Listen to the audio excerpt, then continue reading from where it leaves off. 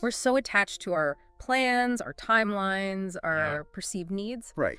But what if letting go of that tight grip actually opens us up to something far more extraordinary than we could have ever imagined? Now you're talking. Okay, that's where it gets really interesting to me, because surrender sounds lovely in theory, Sure.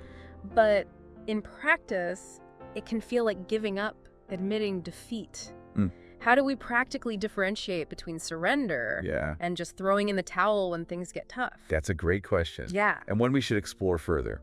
I'm already feeling challenged by this whole idea Oh, of yeah. surrendering our neatly laid out plans Yeah. to something larger. Right. We left off talking about the story of Joseph, who went from prisoner to prime minister. Talk about a career change. Yeah. Nobody saw coming. Right. It highlights how what we might see as a setback could actually be setting us up for something bigger, right? Absolutely. But as you pointed out, the idea of surrender can feel a bit like giving up.